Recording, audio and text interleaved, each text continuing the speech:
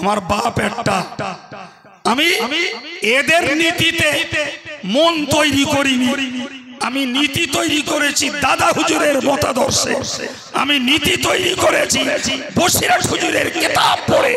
সুতরাং এরা আমায় কাফের বলবে না, মুনাফিক বলবে না, বেঈমান বলবে না, জাহান্নামী বলবে। এক মিনিট কার ফিরিয়ে দেখার সময় আমার নাই। আমি দাদা হুজুরকে ভালোবাসি, বসিরহাট হুজুরের নীতিকে ভালোবাসি, তার নীতির উপরে দাঁড়িয়ে আছি।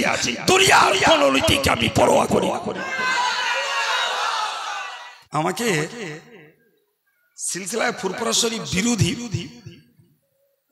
বেশ দুই একটা মতের লোক আমাকে খুব হাতছানি দিলেন, কারণ আমাকে কাফের বলছে, মুনাফিক বলছে, বেঈমান বলছে, আমার আব্বারে বলছে। জি তাদের ফতোয়া তো বাপ মানি, ফতোয়া তো পরিশোনি দিতে হয় না। আরে বাবা, ডাক্তার হলি শির চিন্তি হয়, ডাক্তার না হলি কুচুত করে কেটে দিল, যে কটা গেল গেল। তা আমাদের দেশের এই ইউটিউবের মুফতি যারা, এরা অধিকাংশ পড়ে শুনে ডাক্তার হয়নি, ওসব অপড়ুয়া ডাক্তার, ছুরি দিলেই কুচুত করে কেটে দিলে। এ কাফের, ও বেঈমান, ও জাহান্নামী, ও ব্যভিচারী, ওর বাপ জাহান্নামী, ওর গোষ্ঠী জাহান্নামী, ওর কবর দেওয়া হারাম, ওর কবরে কেউ যদি দেয় সে কবরে ঘাস হয়, সে ঘাস যদি গরুতি খায় তার দুধ খাওয়া হারাম। এই শুনতে হচ্ছেন না? আমাদের দেশে কটা পিজ্জাদা আছে, এর কাছে কাফের ট্যাঙ্ক আছে। আর এই বাংলাদেশে কটা আছে, ওদের কাছে ওইরকম কাফের ট্যাঙ্ক আছে, যার যখন দরকার ট্যাঙ্ক করতে বার করতে দুম করে ঝেড়ে দিচ্ছে। মানে ওর কাছে কাফের ট্যাঙ্ক আছে। তো যাই হোক, তো তখন আমাদের নামে যখন এই জাতীয় ফতোয়াবাজি চলছে ফুল ভলিয়া, কেউ বলছে এ মাথায় জুতোর বাড়ি মারলি জিহাদের সওয়াব, আর যদি এর মাথা কেটে নেওয়া যায় জান্নাত। শুনেছেন জীবনে? হ্যাঁ ভাই, ঠিক এরকম একটা পিরিয়ডে আমাকে হাতছানি দেওয়া হচ্ছিল যে এরা এত মিথ্যাচার করছে, এত অন্যায় করছে, কোরআন বিরোধী, শরিয়ত বিরোধী কার্যকলাপ করছে। তো আপনি একটু ভাবুন। কি বলছে বলুন? কি বলেছে বলো, কি বলেছি বলুন, আপনি একটু ভাবুন। আমি হেসে বললাম, কি ভাবতে বলতেছেন?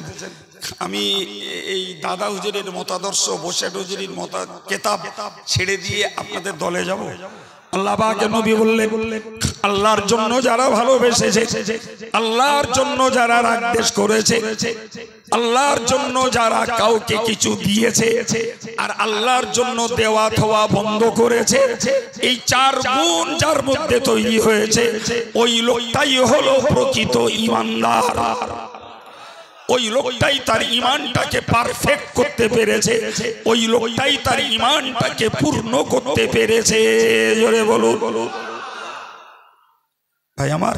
তাহলে আমার ঈমানটাকে যদি পারফেক্ট বলে প্রমাণ করাতে হয়, তাহলে আমার মধ্যে গুণ থাকতে হবে।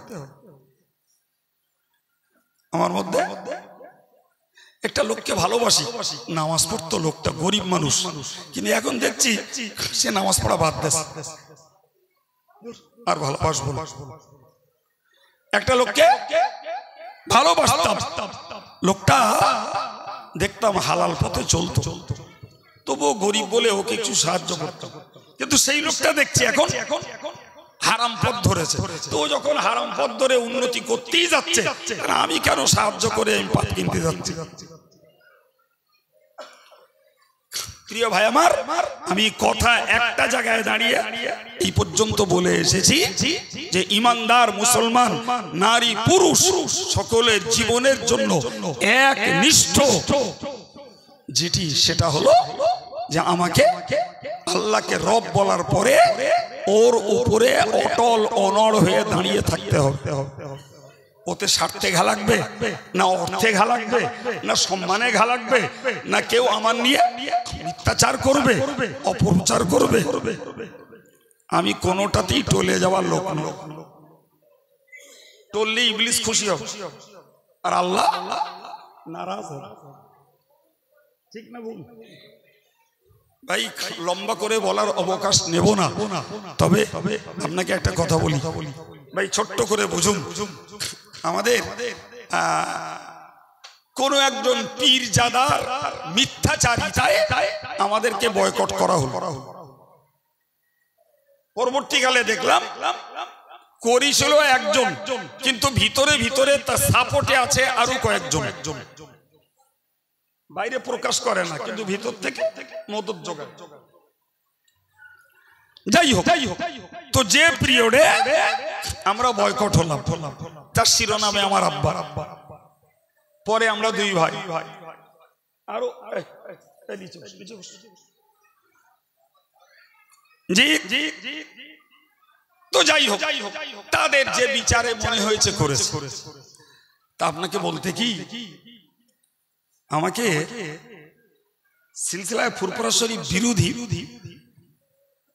বেশ দুই একটা মতের লোক আমাকে খুব হাতছানি দিলেন। কারণ আমাকে কাফের বলছে, মুনাফিক বলছে, বেঈমান বলছে, আমার আব্বারে বলছে। জি জি, তাদের ফতোয়া তো বাপ মানি, ফতোয়া তো পরিশোনি দিতে হয় না। ওরে বাবা, ডাক্তার হলি শির চিন্তি হয়, ডাক্তার না হলি কুচুত করে কেটে দিল, যে কটা গেল গেল। তা আমাদের দেশের এই ইউটিউবের মুফতি যারা, এরা অধিকাংশ পড়ে শুনে ডাক্তার হয়নি, ওসব অপড়ুয়া ডাক্তার। ছুরি দিলেই কুচুত করে কেটে দিলে। এ কাফের, ও বেঈমান, ও জাহান্নামী, ও ব্যভিচারী, ওর বাপ জাহান্নামী, ওর গোষ্ঠী জাহান্নামী, ওর কবর দেওয়া হারাম, ওর কবরে কেউ যদি দেয়, সে কবরে ঘাস হয়, সে ঘাস যদি গরুতি খায়, তার দুধ খাওয়া হারাম। এই শুনতে হচ্ছেন না? আমাদের দেশে কটা পিজ্জাদা আছে, এর কাছে কাফের ট্যাঙ্ক আছে। আর এই বাংলাদেশে কটা আছে, ওদের কাছে ওইরকম কাফের ট্যাঙ্ক আছে। যার যখন দরকার ট্যাঙ্ক কেটে বার করতে দুম করে ঝেড়ে দিচ্ছে, মানে ওর কাছে কাফের ট্যাঙ্ক আছে। বুঝতে পারছেন কথা? তো যাই হোক, তো তখন আমাদের নামে যখন এই জাতীয় ফতোয়াবাজি চলছে, ফুল ভলিয়া ভলিয়া, কেউ বলছে এ মাথায় জুতোর বাড়ি মারলি জিহাদের সওয়াব, আর যদি এর মাথা কেটে নেওয়া যায় জান্নাত। শুনেছেন জীবনে? ভাই ঠিক এরকম একটা পিরিয়ডে আমাকে হাতছানি দেওয়া হচ্ছিল যে এরা এত মিথ্যাচার করছে, এত অন্যায় করছে, কোরআন বিরোধী, শরিয়ত বিরোধী কার্যকলাপ করছে। তো আপনি একটু ভাবুন। কি বলছে বলুন? কি বলেছে বলো, কি বলেছি বলুন, আপনি একটু ভাবুন। আমি হেসে বললাম, কি ভাবদি বলতেছেন? আমি এই দাদা হুজুরের মতাদর্শ, বসেট হুজুরের মতা কেতাব ছেড়ে দিয়ে আপনাদের দলে যাব? না না, তা বলছি না, একটু ভাবতে বলছি। তাহলে আপনার বলাটা এরকম হচ্ছে, চোর না তো একটু কাপড় ঝেড়ে পড়লে ভালো হয়। আপনি জানেন আমার বাপ একটা, আমার বাপ একটা, আমি এদের নীতিতে মন তৈরি করিনি, আমি নীতি তৈরি করেছি দাদা হুজুরের মতাদর্শে, আমি নীতি তৈরি করেছি বসিরহাট হুজুরের কিতাব পড়ে। সুতরাং এরা আমায় কাফের বলবে না, মুনাফিক বলবে না, বেঈমান বলবে না, জাহান্নামী বলবে। এক মিনিট ঘাড় ফিরিয়ে দেখার সময় আমার নাই। আমি দাদা হুজুরকে ভালোবাসি, বসিরহাট হুজুরের নীতিকে ভালোবাসি, তার নীতির উপরে দাঁড়িয়ে আছি। দুনিয়ার কোন নীতিকে আমি পরোয়া করি না।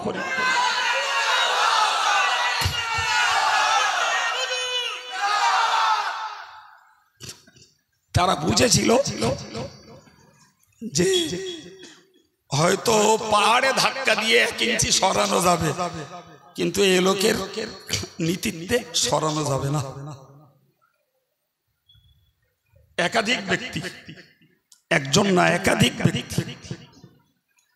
ভাই আমি আপনাকে কথাটা বোঝাই যে হযরত কাব ইবনে মালিক রাদিয়াল্লাহু আনহু নবী পাকের সাহাবী। সংক্ষিপ্ত কথায় রাসূলুল্লাহ তাকে যুদ্ধে না যাওয়ার জন্য বয়কট করেছিল। এই কি নাম বলেছি, নামটা মুখস্থ করে ফেলেন। লোকটার নাম কাব, তার আব্বার নাম মালিক। তাবুক যুদ্ধে না যাওয়ার জন্য হযরত কাব ইবনে মালিক রাদিয়াল্লাহু আনহুকে রাসূলুল্লাহ বয়কট করেছে। এই কথা মনে থাকবে। এই বয়কটের পিরিয়ড 40 দিন হয়ে গেছে। কতদিন? 41 দিন থেকে এমন এমন কড়া অর্ডার এলো যে 40 দিন পর্যন্ত পরিবারে তার স্ত্রীর সঙ্গে তার কথাবার্তা চলছিল।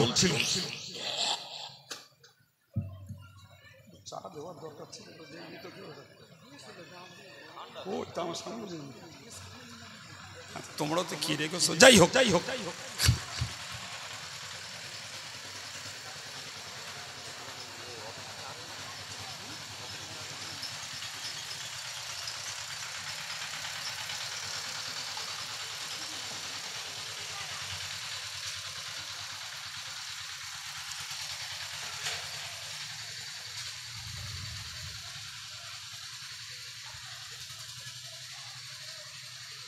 বাবু, শেষ কথা কি বলেছি?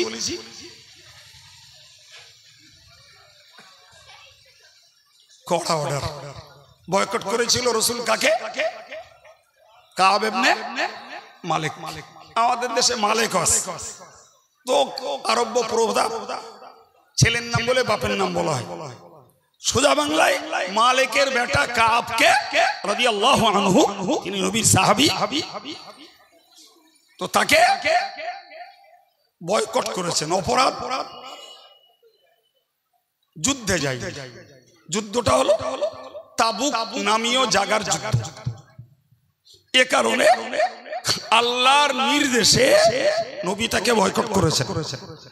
40 দিন ছিল নরমাল বয়কট। নরমাল মানে সাহাবীরা রাসূলুল্লাহ তার সঙ্গে কেউ কথাবার্তা বলতেন না, ওঠা বসা করতেন না। তিনি মসজিদে নামাজ পড়তে যেতেন, কেউ তার সঙ্গে সালাম কালামও করতেন। কিন্তু মারাত্মক কড়া অর্ডার হলো 41 দিন থেকে তার নিজের স্ত্রীর সঙ্গেও তার সম্পর্ককে রাসূলুল্লাহ বিচ্ছিন্ন করতে বললেন। আশ্চর্য ব্যাপার। ইমানি মহব্বত কত গুরুতর, কত গুরুতর। নিজের জীবন সঙ্গিনী, অর্ধাঙ্গিনী, নিজের স্ত্রী যখন রাসূলের অর্ডার পেলেন, স্বামীর দরদ, মায়া, মহব্বত সব কিছুকে ত্যাগ করে দিয়ে নিজের স্ত্রীকে যে সালাম করেছেন, নিজের স্ত্রীরও সালাম দিলেন না এবং নিজের স্ত্রী বাড়ি থেকে বেরিয়ে চলে গেল। কিছু বুঝলেন? ভালোবাসা কার বেশি? কার বেশি? তারপর রাসূলের। একটা মেয়ের কাছে তার স্ত্রী, স্বামী যেমন প্রেমাস্পদ, একটা স্বামীর কাছে একটা স্ত্রী তেমন প্রেমিকা। কিন্তু আল্লাহ আল্লাহ রাসূলের মহব্বতকে প্রাধান্য দিয়ে স্ত্রী স্বামীকে ছেড়ে দিয়ে চলে গেল। হযরত কাব ইবনে মালিক কান্নায় ভেঙে পড়লেন। ভাবতেও পারেন যে আমার স্ত্রী অন্তত আমার কাছ থেকে সরে দাঁড়াবে। রাসূলের নির্দেশ পেয়ে এটা উনি আন্দাজ করেননি। যদিও স্ত্রী কাজ করার জন্য উনি নাখোশ নন, কারণ স্ত্রীও পাক্কা সাহাবিয়া, স্ত্রীও পাক্কা ঈমানদার। সুতরাং তিনি আল্লাহ আল্লাহ রাসূলের হুকুমকে গুরুত্ব দিয়েছেন। এতে কাব ইবনে মালিক খুশি। চললো আরো 10 দিন। চললো। আমার মূল যেটা আলোচ্য বিষয়, এই 40 পার হয়ে যান 41 দিন, 42 দিন হচ্ছে গাসসানের খ্রিস্টান বাদশা। জায়গাটার নাম হলো গাসসান। গাসসানের খ্রিস্টান বাদশা হযরত কাব ইবনে মালিকের কাছে একটা চিঠি লিখলেন। যে চিঠিতে লিখলেন যে আমরা শুনছি যে তোমাদের নবী মুহাম্মদ তোমার প্রতি কত দুরাচরণ করছে, কত দুর্ব্যবহার করছে, কত অত্যাচার করছে, কত অবিচার করছে, সব কিছুই আমরা শুনছি, জানছি। তো আমি তোমাকে অভয় দিচ্ছি এবং সর্বপ্রকারের সহযোগিতার আশ্বাস দিচ্ছি, তুমি চটজলদি ইসলাম ধর্মটাকে ত্যাগ করে দিয়ে খ্রিস্টীয় ধর্ম গ্রহণ করে আমার কাছে চলে এসো। কথা বলতে পেরেছেন?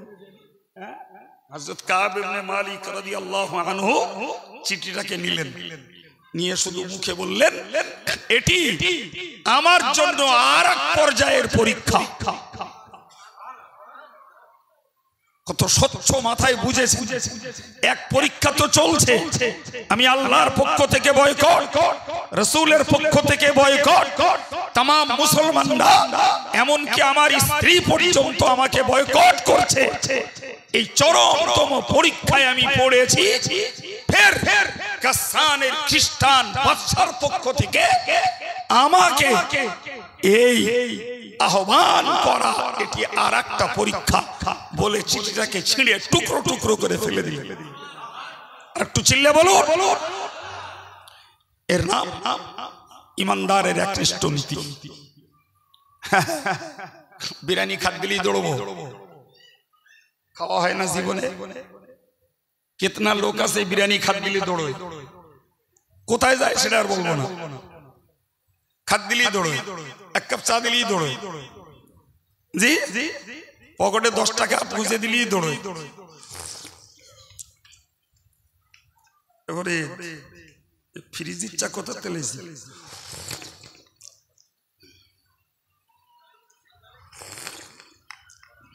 লওয়া লাগবে না বাবা, আমার হক আদায় গেছে না, খাবো না আর খাবো না। কি বলেছি বাবু? তো আমি আপনাকে যে কথাটা শোনালাম, যে আমাকে অনেকে হাতছানি দিয়েছে। সহিহ বুখারীর ওই বর্ণনা, হযরত কাব ইবনে মালিক রাদিয়াল্লাহু আনহু কে গাসসানের খ্রিস্টান বাদশা তাকে আহ্বান করেছিল। কথাটি ছাত্র জীবনে পড়া ছিল। কথাটা আমার মনে হলো যে নবীর একজন সাহাবী গোটা সমাজ ব্যবস্থা থেকে বয়কটের পরেও তিনি আল্লাহর পথ থেকে, নবীর পথ থেকে, একনিষ্ঠ নীতি থেকে, খাঁটি আকীদা থেকে বিচ্যুত হয়ে যান। সুতরাং আমি যখন ইমানের খাতায় নাম তুলেছি, কে আমায় গালি দেবে, কে আমায় সম্মান করবে, দাওয়াত এরা বন্ধ করবে না কেটে দেবে না কি করবে, ওসব পরোয়া নেই। আমাকে একনিষ্ঠ নীতির উপরেই দাঁড়াতে হবে, কারণ এর ভিতরেই রয়েছে মজা। আমার আল্লাহ বলেছেন, যারা ঈমান আনার পরে, আল্লাহকে রব বলার পরে যাবতীয় বিষয়ে একনিষ্ঠ নীতিতে যারা থাকবে, তাতানাজ্জালু আলাইহিমুল মালাইকা, মৃত্যুর সময়ে ওদের কাছে আল্লাহ ফেরেশতা পাঠিয়ে দেবেন। ফেরেশতা পাঠিয়ে দুটো কথা বলুন, আল্লাহ তাখাফু ওয়ালা তাহজানু, ভয় করো না, চিন্তাও করো না।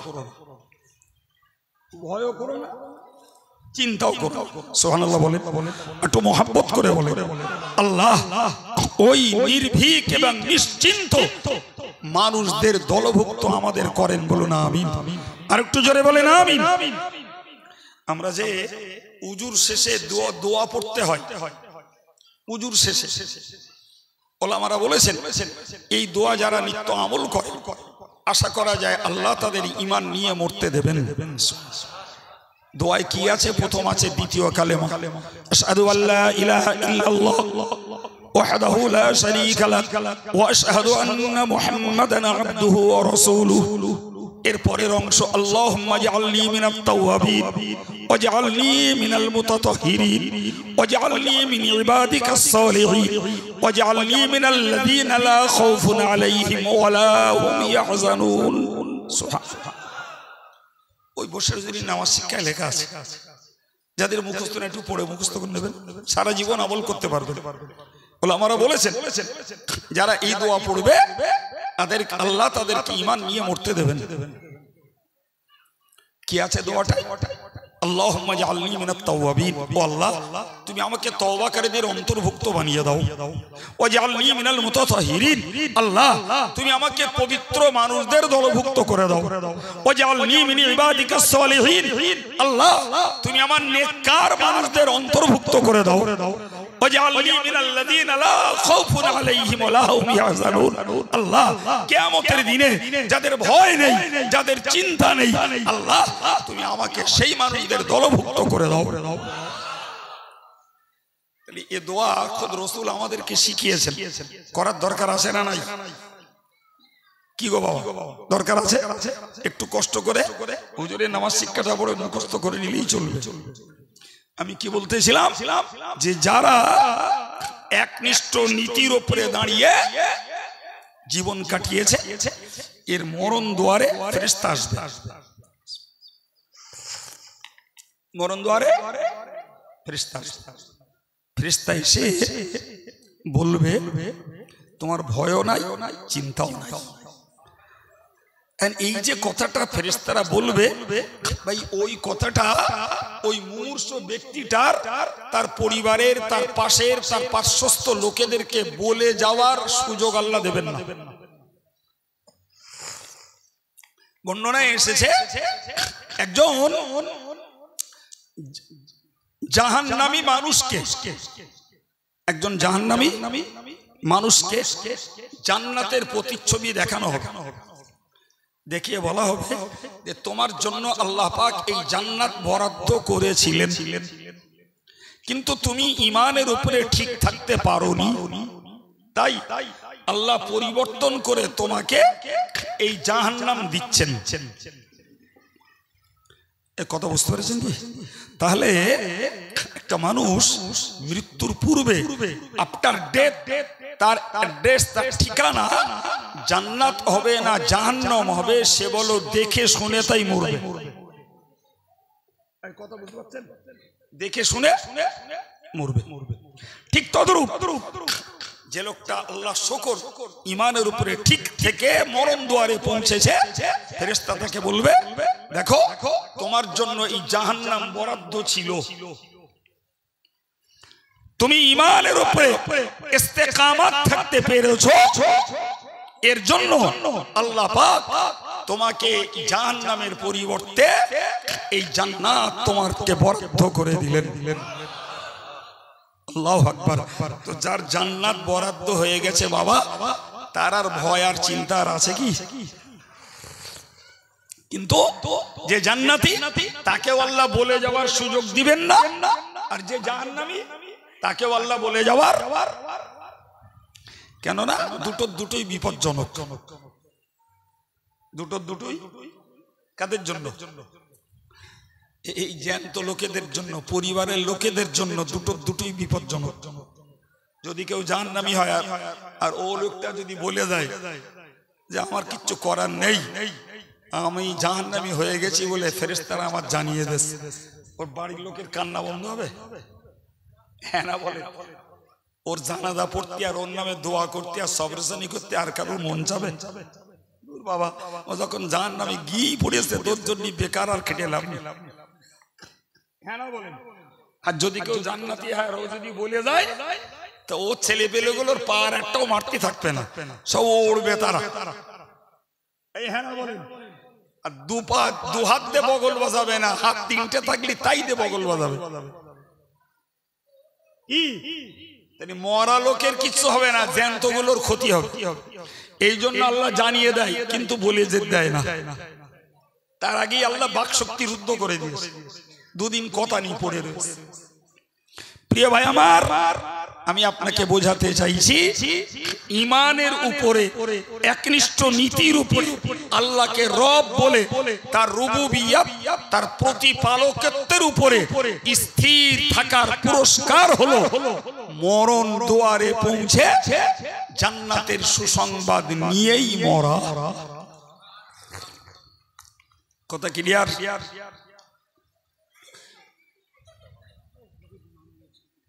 এর জন্য আপনাকে একটা হাদিস বলে বক্তব্য ছাড়বো।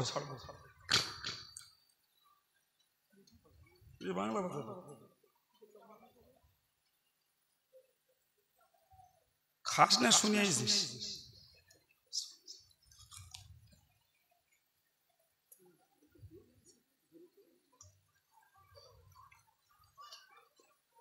একটা হাদিস বলবো, বলিস না? একজন সাহাবী নবীর কাছে গেছেন, গিয়ে বললেন সারমর্ম এরকম, দুল্লানি আলা আমালি নিদা আমিলতুহু দাখালতুল জান্নাহ। বর্ণনা এসেছে লা আসআলুকা আহাদান বা'দা। বললে হুজুর আমাকে একটা আমলের কথা বলুন, যে আমলটা করলে পরে আমি জান্নাতে যেতে পারবো। অন্য হাদিসের বর্ণনা যে আমি এর পরে যেন আর কারোর আমার জিজ্ঞেস করতে না হয়, আর কাউকে। লোকটার প্রশ্ন ভালো না খারাপ? জোরে বলে। একটা প্রশ্ন যে আপনি আমাকে আমলের কথা বলুন, যে আমল করলে আমি জান্নাতে যাব। জি, কিন্তু অন কন্ডিশন, শর্ত হলো যে ওই আমলের কথা আমার যেন আর কার কেউ জিজ্ঞাসা করতে।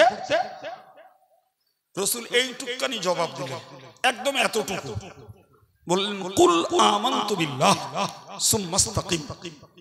তুমি বলো আমি আল্লাহর প্রতি ঈমান নিয়ে এসেছি, আর বাকি জীবনটা ওই কথাটার উপরে অটল অনড় অবিচল থেকে যাও। সবাই মিলে বলে। ডান দিকে ছেলেরা ফাঁকি দিচ্ছি, বাবা একটু মহব্বত করে বললেন সুবহানাল্লাহ। আলহামদুলিল্লাহ। ছোট্ট জবাব না? তুমি বলো আমি আল্লাহর প্রতি ঈমান এনেছি, আর বাকি জীবনটাকে ওই কথাটির উপরে স্থির হয়ে যাও, অনড় হয়ে যাও, অটল হয়ে যাও।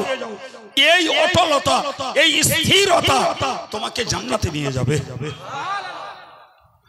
ভাইরা হন, মায়েরা হন, যুবকেরা হন, যুবতীরা হন, যারাই হন না কেন, আমার জীবনে ঈমান এবং আমলের ব্যাপারে আমাকে স্থিরতার প্রমাণ দেখাতে হবে। বাবা শোনেন, এই প্রসঙ্গে শেষ কথা আপনাকে বলছি,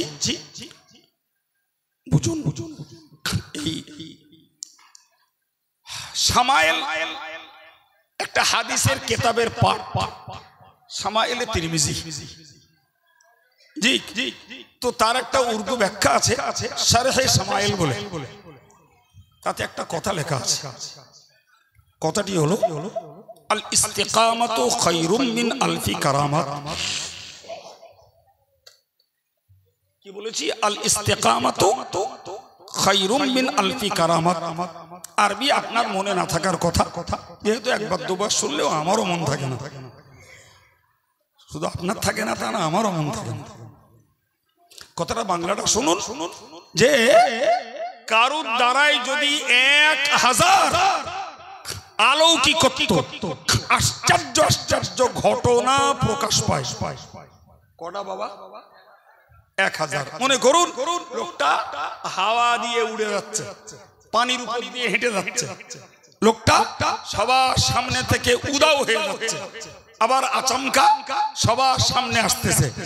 লোকটা যে কেউ সামনে গেলে তার মনের ভিতরে কি কথা উদয় হচ্ছে লোকটা বলে ফেলতে পারছে। এগুলো কি আশ্চর্য অলৌকিকত্ব নয়? জোরে বলেন। তো কেতাবটার কথাটার অর্থ হলো, যদি কারুর দ্বারাই 1000 অলৌকিকত্ব প্রকাশ পায়, আর ওই লোকটা যদি অস্থির হয়, দুর্নীতিবাজ হয়, ওই লোকটা যদি একটি নীতির উপরে অটল অনড় অবিচল যদি না থাকে, তাহলে মনে রাখো 1000 অলৌকিকত্বের তুলনায় একনিষ্ঠ নীতির উপরে দাঁড়িয়ে থাকাই 1000 কারামতের থেকেও শ্রেষ্ঠ। আর একটু জোরে বলে।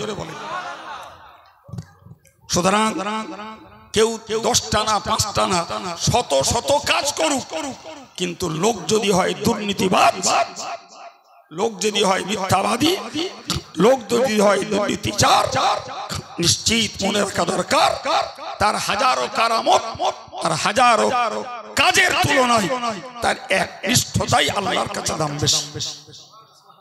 একনিষ্ঠতা সুতরাং আমরা নিজেরা একনিষ্ঠ হব, নীতিবান হব এবং দুর্নীতির সঙ্গে অন্যায়ের সঙ্গে আঁতাত করব না, সহযোগিতা করব না, দুর্নীতির সঙ্গে বন্ধুত্ব করব না, বিশ্বাসঘাতকের সঙ্গে সম্পর্ক নয়। মনে রাখুন নবী বলেছেন মাল্লাম ইয়াশকুরিন নাস লাম ইয়াশকুরিল্লাহ, যারা মানুষের কৃতজ্ঞতা প্রকাশ করে না তারা আল্লাহ পাকের কৃতজ্ঞতাও প্রকাশ করবে না। যে আব্বা মা প্রতিপালন করেছে তার কৃতজ্ঞতা প্রকাশ করো, যে আল্লাহ নিয়ামত দিয়েছে তার গুণ গাও, তোমার প্রতিবেশীকে উপকার করেছে তার প্রশংসা করো, যে ওস্তাদ তোমাকে পড়িয়েছে তার প্রশংসা করো, তার গুণ গাও। কেউ যদি তোমার অর্থ দিয়ে সাহায্য করে তার প্রশংসা করো, তার গুণ গাও। কেউ তোমার বিপদে পাশে দাঁড়িয়েছে তার গুণ গাও, তার প্রশংসা করো। কেউ তোমাকে দুটো ভালো বুদ্ধি দিয়ে উপকার করেছে তার গুণ গাও। কেউ তোমাকে একটা কাজ দেখে দিয়েছে তুমি তার গুণ গাও, তার প্রশংসা করো। প্রিয় ভাইরা আমার, কেউ তোমাকে কোনো সুযোগ করে দিয়েছে তার গুণ গাও। যার ভিতরে এই মানুষের পরিষেবা, মানুষের খেদমত, মানুষের সহযোগিতার গুণ গাওয়ার অভ্যাস আছে, ওই লোকটার পক্ষে আল্লাহ পাকের গুণ গাওয়ার অভ্যাসও পাওয়া যাবে, করতে পারবে। সুবহানাল্লাহ বলেন। যে মানুষের খেদমতের, মানুষের সেবার, মানুষের উপকারের গুণ যারা গায় না, এ কপাল পোড়ারা ও আল্লাহ পাকেরও গুণ গায় না, আল্লাহর হুকুমের গোলামিও